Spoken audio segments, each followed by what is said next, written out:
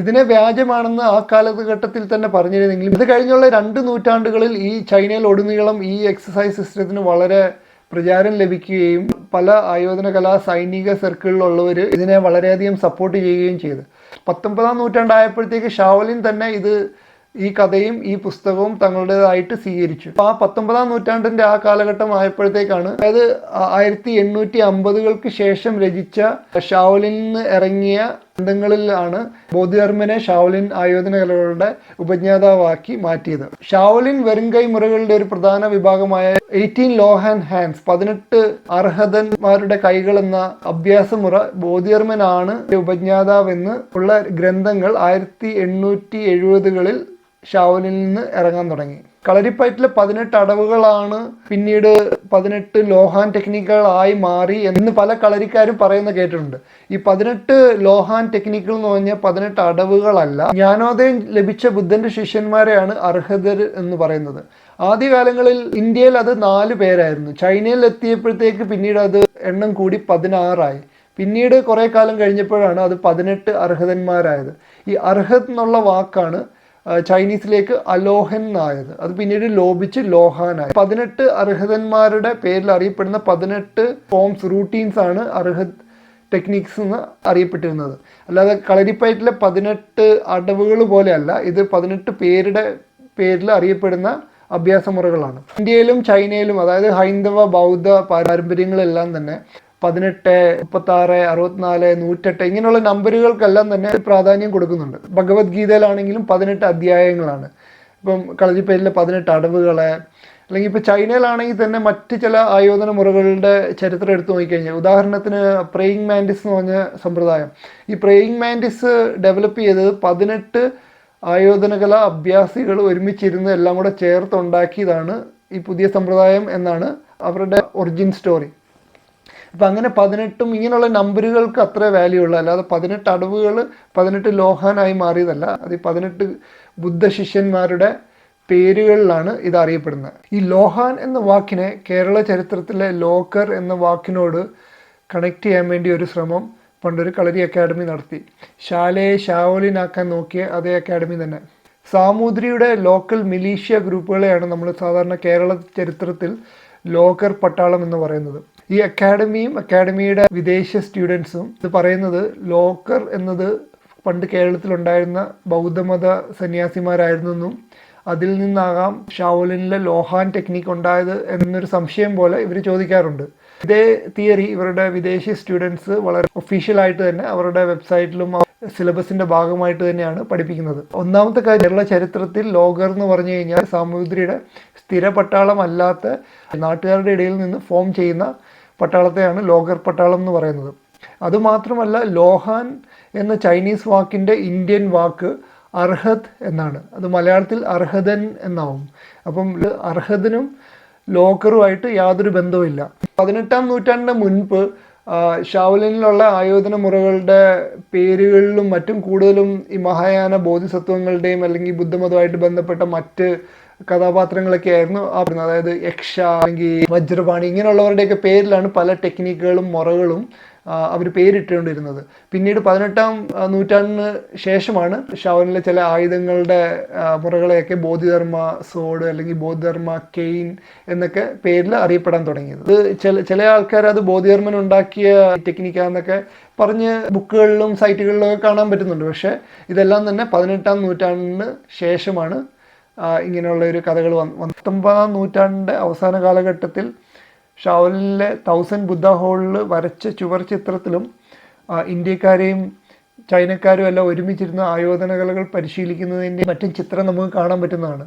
അതിൽ ഷാവോലിൻ സന്ദർശിക്കുന്ന ഒരു ചിങ് ഗവൺമെൻറ് ഉദ്യോഗസ്ഥന് വേണ്ടി നടത്തുന്ന പ്രദർശനമാണ് അതിലെ തീം. അതിൽ ചൈനീസുകാരും ഇന്ത്യക്കാരും മറ്റ് ദേശക്കാരും എല്ലാം കൂടെ ഒരുമിച്ച് ആയോധന കലകൾ പരിശീലിക്കുന്ന ഒരു ചിത്രമാണ്. ചിങ് കാലഘട്ടത്തിൽ ഷാവോലിൻ വളരെ ക്ഷയിക്കുകയും അവിടെ വിദേശീയർ പോയിട്ട് ചൈനീസ് സന്യാസിമാർ പോലും വളരെ കുറവാണ് എന്നാണ് ചരിത്രം കാണിക്കുന്നത്. 19-ാം നൂറ്റാണ്ടിൽ വരച്ച ഈ ചുവർ ചിത്രം അന്ന് ആൾക്കാരുടെ ഇടയിലുള്ള വിശ്വാസങ്ങളെയും ബേസ് ചെയ്താണ് ഇങ്ങനെ ചുവർ ചിത്രം വരച്ചത്. അപ്പം പലപ്പോഴും ബോധിധർമ്മൻ്റെ ഈ കഥയൊക്കെ ചർച്ച ചെയ്യുന്ന അവസരങ്ങളിൽ പലരും ഈ ചുവർ ചിത്രത്തിൻ്റെ കഥയൊക്കെ പറയാറുണ്ട്. പക്ഷേ ഈ ചുവർച്ചിത്രം വരച്ചത് 19-ാം നൂറ്റാണ്ട്. ബൗദ്ധധർമ്മനും ആയോധന കലകളുമായിട്ടുള്ള ബന്ധം ചരിത്ര രേഖകളിൽ കാണാത്തതിൻ്റെ ഒരു കാരണമായിട്ട് ചില ആൾക്കാർ ചൂണ്ടിക്കാട്ടുന്നത് കമ്മ്യൂണിസ്റ്റ് ചൈനയിൽ കൾച്ചറൽ റെവല്യൂഷൻ്റെ സമയത്ത് പല ഗ്രന്ഥങ്ങളും നശിപ്പിക്കപ്പെട്ടു, അതുകൊണ്ടൊക്കെയാണെന്നൊക്കെ പറയുന്നുണ്ട്. പക്ഷേ കമ്മ്യൂണിസ്റ്റ് ഭരണം വരുന്നതിന് മുൻപ് തന്നെ റിപ്പബ്ലിക്കൻ കാലഘട്ടത്തിൽ താങ് ഹാവോ എന്നൊരു ചരിത്രകാരൻ വളരെ അക്കാഡമിക്കായിട്ട് നടത്തിയ പഠനങ്ങളിലെല്ലാം തന്നെ ഇത് തന്നെയാണ് അദ്ദേഹം കണ്ടെത്തിയത്. അദ്ദേഹം ഷാവലിനെ പറ്റിയും ബോധിധർമ്മനെ കുറിച്ചും വൂഡാങ്ങിനെ പറ്റിയൊക്കെയുള്ള പഠനത്തിൽ അദ്ദേഹം കണ്ടെത്തിയത് ഇത് തന്നെയാണ്. അന്ന് അദ്ദേഹം ഇതെല്ലാം പറയുകയും പബ്ലിഷ് ചെയ്യുകയൊക്കെ ചെയ്തെങ്കിലും ഇന്ത്യയിലെ പോലെ തന്നെ ചൈനയും വളരെ പാരമ്പര്യവാദത്തിന് വളരെ ശക്തമായി വില കൊടുക്കുന്ന ഒരു സംസ്കാരമാണ്. അത് അവർ കൈക്കൊള്ളുകയൊന്നും ചെയ്തിട്ടില്ല. തായ്വാനിൽ വന്ന് ചൈനീസ് മാർഷൽ ആർട്സ് പ്രാക്ടീസ് ചെയ്ത് അതിനെപ്പറ്റി കൂടുതൽ റിസർച്ച് ചെയ്ത് റിയൂച്ചി മറ്റ്സുഡ എന്ന് പറഞ്ഞ ആൾ, പുള്ളിയും കുറേ പഠനങ്ങളൊക്കെ നടത്തിയതിൽ നിന്ന് 19-ാം നൂറ്റാണ്ടിൻ്റെ മുൻപ് ബോധിധർമ്മനും ചൈനീസ് മാർഷൽ ആർട്സുമായിട്ടുള്ള ബന്ധം ഒന്നും തന്നെ കണ്ടെത്താൻ കഴിഞ്ഞില്ല എന്നാണ് അദ്ദേഹവും പറഞ്ഞത്. മറ്റൊരു പഠനം നടത്തിയത് സ്റ്റാൻലി ഹെന്നിങ്സ് എന്ന അമേരിക്കക്കാരനാണ്. ബോധിധർമ്മനെ കുറിച്ച് വളരെ പോപ്പുലർ ആയിട്ടുള്ള ഒരു കഥയാണ് ബോധിധർമ്മൻ ഷാവലിൻ ക്ഷേത്രത്തിൽ എത്തി അവിടുത്തെ സന്യാസിമാരെ ധ്യാനം പഠിപ്പിക്കാൻ ശ്രമിച്ചപ്പോൾ അവർ വളരെ വീക്കായിരുന്നു എന്നും അതുകൊണ്ടാണ് ബോധിധർമ്മൻ അവരെ ലോഹാൻ ഷീബാഷോ എന്ന മുറ പഠിപ്പിച്ചെന്നും അത് ഡെവലപ്പ് ചെയ്താണ് ഇന്നത്തെ കുങ്ഫു ഉണ്ടായതെന്നൊക്കെയുള്ള ഒരു കഥയുണ്ട്. ഈ കഥ വന്നത് 1907 ഇറങ്ങിയ ട്രാവൽസ് ഓഫ് ലാവോസ എന്ന് പറഞ്ഞൊരു നോവലിൽ നിന്നാണെന്നാണ് സ്റ്റാൻലി ഹെന്നിങ്സ് പറയുന്നത്. ഈ നോവൽ ചൈനീസ് കമ്മ്യൂണിറ്റിയുടെ ഇടയിൽ വളരെ പ്രചാരം നേടുകയും പല മാർഷൽ ആർട്ട് മാസ്റ്റർമാരും ആ കഥയെ അങ്ങ് അക്സെപ്റ്റ് ചെയ്യുകയും ചെയ്തു. റിപ്പബ്ലിക്കൻ കാലഘട്ടത്തിൽ അച്ചടിച്ചിറങ്ങിയ പല ഗ്രന്ഥങ്ങളിലും ഈ കഥ ആവർത്തിച്ച് വരികയും ചെയ്തു. ഇതെല്ലാം ഈ കഥയ്ക്ക് വളരെ പ്രചാരം നേടാനുള്ള കാരണമായി. ഞാൻ നിങ്ങളോട് ഈ ഷെയർ ചെയ്ത കാര്യങ്ങളെല്ലാം തന്നെ വളരെ അക്കാഡമിക് ആയിട്ട് നടന്ന സ്റ്റഡികളിൽ നിന്നുള്ള ഇൻഫർമേഷനാണ്. ചൈനയിലെ റിപ്പബ്ലിക്കൻ കാലഘട്ടത്തിൽ നടത്തിയ താങ് ഹാവോയുടെ പഠനം മുതൽ Stanley Hennings, Peter Lorge, Meir Shahar തുടങ്ങി മറ്റ് ആധുനിക റിസർച്ചേഴ്സ് നടത്തിയ പഠനങ്ങളുടെയൊക്കെ ഫലമാണ്. ഉദാഹരണത്തിന് പീറ്റർ ലോജിൻ്റെ Chinese martial arts from antiquity to 21st century, അതൊരു നല്ലൊരു പഠനമാണ്, ഇൻഡെപ്ത് ആയിട്ടുള്ള പഠനമാണ്. അതുപോലെ തന്നെയാണ് മീർ സഹറിൻ്റെ the Shaolin monastery history, religion and Chinese martial arts എന്ന് പറഞ്ഞു. ഇതൊക്കെ വളരെ ഇൻഡെപ്ത് ആയിട്ട് നടത്തി ഇന്ന് വരെ അവൈലബിൾ ആയിട്ടുള്ള എല്ലാ ഗ്രന്ഥങ്ങളും ഷാവലിലെ കൽപ്പലകളിലൊക്കെ കൊത്തിവെച്ച പല ഇൻഫോർമേഷൻ ഇതെല്ലാം അങ്ങോട്ടും ഇങ്ങോട്ടും ക്രോസ് റെഫറൻസ് ചെയ്തും മറ്റുമാണ് ഇവരെല്ലാം തന്നെ നടത്തിയേക്കുന്നത്. അപ്പം ഇങ്ങനെയുള്ളൊരു പഠനത്തിൻ്റെ ഇതിൽ നിന്ന് കണ്ടെത്തിയതാണ് ബോധിധർമ്മനും ചൈനീസ് മാർഷൽ ആർട്സുമായിട്ട് ബന്ധം തുടങ്ങിയത് 19-ാം നൂറ്റാണ്ടിൻ്റെ പകുതിയോടുകൂടി ആണെന്നുള്ളത്. അക്കാഡമിക് മേഖലയിൽ ഇങ്ങനെയുള്ള പല സ്റ്റഡികളും നടന്നിട്ടുണ്ടെങ്കിലും ഇപ്പം ഒരു പോപ്പുലർ ബിലീഫ് എന്ന് പറഞ്ഞു കഴിഞ്ഞാൽ ബോധിധർമ്മൻ ഉണ്ടാക്കി ഇന്ത്യയിൽ നിന്ന് വന്നു എന്നൊക്കെ അത് ചൈനയിൽ ശക്തമായ ഒരു ബിലീഫ് തന്നെയാണ്. ഇപ്പം ഇന്നത്തെ ഷാവലിൻ മൊണാസ്ട്രി എന്ന് പറഞ്ഞു കഴിഞ്ഞാൽ ഒരു ടൂറിസ്റ്റ് കേന്ദ്രം പോലെയാണ്. 20-ാം നൂറ്റാണ്ടിൻ്റെ തുടക്കത്തിൽ ഓൾമോസ്റ്റ് നശിച്ചു പോയ ഒരു മൊണാസ്ട്രിയാണ്. അത് പിന്നീട് ചൈനീസ് ഗവൺമെൻറ് അതിൻ്റെ ഒരു ടൂറിസം സാധ്യത കണ്ടെത്തി അവിടുത്തെ ലോക്കൽ കമ്മിറ്റിയുടെ നേതൃത്വത്തിൽ റീബിൽഡ് ചെയ്ത ഒരു ടൂറിസ്റ്റ് കേന്ദ്രമാണത്. ഇപ്പം അവിടെ അവരും ഇങ്ങനെയുള്ള കഥകൾ തന്നെയാണ് അവരും എൻഡോസ് ചെയ്യുന്നത്. അവരുടെ ഒഫീഷ്യൽ വെബ്സൈറ്റിലൊക്കെ അങ്ങനെ തന്നെ ആയിരിക്കും. അതുകൂടാതെ പല പ്രമുഖ മാസ്റ്റേഴ്സ് ലൈക്ക് മാസ്റ്റർ യാങ് ജിങ്മിങ് അദ്ദേഹമൊക്കെ ഒരുപാട് ഷാവലിൻ മാർഷൽ ആർട്സിനെ പറ്റി ഒരുപാട് പുസ്തകങ്ങളൊക്കെ എഴുതിയിട്ടുണ്ട്. അതിലൊക്കെ തന്നെ ഇങ്ങനെ ബോധിധർമ്മ കഥ തന്നെയാണ് പറയുന്നത്. മാസ്റ്റർ വോങ് എന്ന് പറഞ്ഞ അദ്ദേഹം, അല്ലെങ്കിൽ കരാട്ടയുടെയൊക്കെ ഓരോ മാസ്റ്റർമാർ, മാസോയാമ, ഇവരെല്ലാം തന്നെ ഇങ്ങനെ ഒരു ബോധിധർമ്മ കഥയും ഇന്ത്യയിൽ നിന്ന് ബോധിധർമ്മൻ ഇന്ത്യൻ മാർഷൽ ആർട്സ് ആണ് ചൈനീസ് മാർഷൽ ആർട്സ് ആയി മാറി ഇങ്ങനെയുള്ള കഥകളൊക്കെ അവരും അവരുടെ പുസ്തകങ്ങളിൽ പ്രചരിപ്പിക്കുന്നുണ്ട്. പക്ഷെ അവരെല്ലാം നല്ല അഭ്യാസികളും അവരുടെ തൊഴിലിലെ ഏറ്റവും ടോപ്പ് മാസ്റ്റർമാരും ആണെങ്കിലും അവർ ഹിസ്റ്റോറിയൻസ് അല്ല.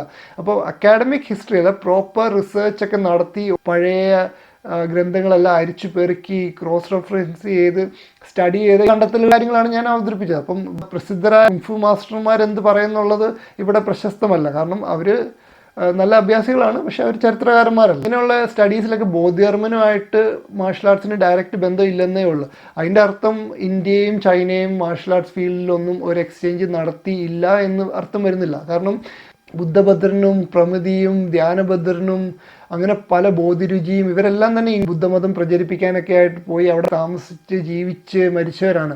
എന്തെങ്കിലും യോഗ പോലത്തുള്ള ഇന്നത്തെ യോഗയുടെയൊക്കെ പൂർവികമായ എന്തെങ്കിലും സമ്പ്രദായം പ്രാക്ടീസ് ചെയ്യുന്നവരോ അല്ലെങ്കിൽ വൈദ്യം പ്രാക്ടീസ് ചെയ്യുന്നവർ അറിയാവുന്നവരൊക്കെ ആയിരുന്നിരിക്കാം. അവരവരുടെ അറിവുകൾ അവിടെ ഷെയർ ചെയ്തിട്ടുണ്ടായിരിക്കാം. അതിനും തെളിവുകളുണ്ട്. ഇപ്പോൾ താങ് ഡൈനാസ്റ്റിയുടെയൊക്കെ റെക്കോർഡിൽ ഇപ്പം ഞാൻ നേരത്തെ പറഞ്ഞു ദാവോയിൻ എന്ന് പറഞ്ഞ ഒരു ബ്രീത്തിങ് എക്സസൈസ് സമ്പ്രദായം ഇപ്പം ബുദ്ധമതം വരുന്നതിന് മുമ്പ് തന്നെ ചൈനയിൽ ഉണ്ടായിരുന്നു എന്ന്. താങ് ഡൈനാസ്റ്റിയുടെയൊക്കെ ചില റെക്കോർഡുകളിൽ അവിടെ ഇന്ത്യയിൽ നിന്നുള്ള ചില അഭ്യാസമുറകൾ വന്നു ചേർന്നു എന്ന് പറയുന്നുണ്ട്. അത് ഉദാഹരണത്തിന് ഇന്ത്യൻ വേർഷൻ ഓഫ് ദാവോയിൻ ഈ താങ് ഡൈനാസ്റ്റിയുടെ കാലത്ത് അവിടെ കൊണ്ടുവന്നു എന്ന് പറയുന്നുണ്ട്. അതിന് ബ്രാഹ്മണിക്കൽ പുലോമൻ ദാവോയിൻ എന്ന് പറയുന്നത്, അതായത് ബ്രാഹ്മണിക്കൽ ദാവോയിൻ. അപ്പോൾ ഞാൻ വീഡിയോയിൽ നേരത്തെ ബോധിധർമ്മൻ്റെ കാര്യം പറഞ്ഞപ്പോൾ പറഞ്ഞു ബ്രാഹ്മൺ എന്നുള്ളത് നമ്മുടെ ജാതി വ്യവസ്ഥയിലുള്ള ബ്രാഹ്മൺ എന്നല്ല, ഇന്ത്യക്കാരനെ ബ്രാഹ്മൺ എന്ന് പറയാറുണ്ടായിരുന്നു. കാരണം ഇന്ത്യ ബ്രാഹ്മണന്മാരുടെ നാടാണ്, അതുകൊണ്ട് ഇന്ത്യക്കാരെ ബ്രാഹ്മണൻ എന്ന് മൊത്തമായിട്ട് പറയാറുണ്ട്. അപ്പോൾ ഇന്ത്യൻ ദാവോയിൻ എന്ന് പറഞ്ഞു കഴിഞ്ഞാൽ മിക്കവാറും യോഗ പോലത്തുള്ള മെത്തേഡുകളായിരുന്നിരിക്കാം. അത് അവിടെ വന്നിട്ടുണ്ടെന്നറിയാം, അതിന് വേറെ പ്രചാരം ലഭിച്ചെന്നോ അല്ലെങ്കിൽ അത് അവിടെ ഉണ്ടായിരുന്ന ദാവോയിൻ സിസ്റ്റമായിട്ട് മേർജ് ചെയ്തോ ഇതൊന്നും അതിനെപ്പറ്റി നമുക്ക് കൂടുതൽ അറിയത്തില്ല. പക്ഷെ അങ്ങനെ ഒരു പേര് താങ് റെക്കോർഡുകളിൽ പറയുന്നുണ്ട്. ഇപ്പോൾ ഇന്ത്യയും ചൈനയും പോലുള്ള വലിയ സംസ്കാരങ്ങൾ, തൊട്ടടുത്ത് കിടക്കുന്ന സംസ്കാരങ്ങൾ എപ്പോഴും കൊടുക്കൽ വാങ്ങലുകൾ നടന്നിട്ടുണ്ട്. ഇപ്പോൾ കേരളത്തിൻ്റെ ആയോധന കലയുടെ കാര്യം എടുത്തു കഴിഞ്ഞാലും കേരളത്തിൻ്റെ ചില പ്രാദേശിക സമ്പ്രദായങ്ങളിലും ശ്രീലങ്കയിലും മറ്റും ചീനയടി, ചീനക്കുത്ത് എന്നൊക്കെ പറഞ്ഞ് ചില അഭ്യാസമുറകളുണ്ട്. അതൊക്കെ ചൈനയിൽ നിന്ന് വന്നതായിരിക്കാം. കേരളത്തിലെ ചില പ്രാദേശിക സമ്പ്രദായങ്ങൾ കണ്ടു കഴിഞ്ഞ് കഴിഞ്ഞാൽ അതിൽ കുറച്ചുകൂടെ ഒരു കിഴക്കൻ ആയോധന കലകളുടെ ഫ്ലേവർ കൂടുതലായിട്ട് നമ്മൾ കാണാം. അപ്പോൾ അതൊക്കെ ഇങ്ങനെയുള്ള എക്സ്ചേഞ്ചുകളിൽ നിന്ന് വന്നാണോ നമുക്കറിയത്തില്ല. ഇതൊന്നും ചരിത്രപരമായിട്ട് രേഖപ്പെടുത്തിയ കാര്യങ്ങളൊന്നുമല്ല. ഇപ്പോൾ ആയോധന കലകളിലും വൈദ്യത്തിലും മറ്റ് പല അറിവുകളിലും അങ്ങോട്ടും ഇങ്ങോട്ടുമൊക്കെ കൊടുക്കൽ വാങ്ങലുകളൊക്കെ നടന്നിട്ടുണ്ട്. അത് ഒരു വസ്തുതയാണ്. പക്ഷേ ബോധിധർമ്മൻ എന്ന ക്യാരക്ടർ നൂറ്റാണ്ടുകളായിട്ട് ഡെവലപ്പ് ചെയ്ത ഒരു ഫാബ്രിക്കേറ്റഡ് സ്റ്റോറിയാണ്. അപ്പോൾ അതിൻ്റെ ആയോധന കലയായിട്ട് ബന്ധം പോലും ഈ 19-ാം നൂറ്റാണ്ടിൽ ഉണ്ടായ ഒരു പോപ്പുലർ ബിലീഫ് മാത്രമാണ് എന്നതാണ്. ഈ വീഡിയോയുടെ പല ഭാഗങ്ങളിലായിട്ട് ഞാനിങ്ങനെ ചില സ്റ്റഡികൾ നടന്നിട്ടുണ്ട്, അല്ലെങ്കിൽ ചില ചരിത്രകാരന്മാരെന്നൊക്കെ പറഞ്ഞിട്ടുണ്ട്. അപ്പോൾ നിങ്ങൾ ഏതാണ് ആ ചരിത്രകാരന്മാർ, ഏതാണ് ആ സ്റ്റഡി എന്ന് അറിയണമെന്നുണ്ടെങ്കിൽ എന്നെ ഇമെയിൽ ചെയ്യുക. ബോധിധർമ്മനെക്കുറിച്ച് കൂടുതൽ നിങ്ങൾക്ക് ഇതുപോലെ എന്തെങ്കിലും റിസർച്ച് ചെയ്യണമെന്നുണ്ടെങ്കിലും എനിക്ക് കിട്ടിയിട്ടുള്ള ഇൻഫർമേഷൻ നിങ്ങളോട് പങ്കുവയ്ക്കാൻ സന്തോഷമേ ഉള്ളൂ. ഇതിനെപ്പറ്റി നിങ്ങൾക്ക് സംശയമോ എതിരഭിപ്രായമോ ഉണ്ടെങ്കിൽ ദയവായി കമൻറ്റിൽ ഇടുക. അതിലൂടെ നല്ല ചർച്ചകൾ വരട്ടെ എന്ന് ആഗ്രഹിക്കുന്നു. ഇത്രയും നേരം കണ്ടിരുന്ന വ്യൂവേഴ്സിന് നന്ദി. അടുത്ത വീഡിയോയിൽ കാണും വരെ ഗുഡ് ബൈ.